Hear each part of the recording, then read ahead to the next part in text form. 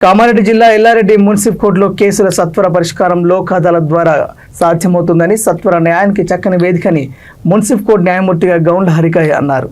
లోక్ అదాలత్లో పరిష్కారమైన కేసులు హైకోర్టులకు వెళ్లే ఆస్కారం ఉండదని అన్నారు.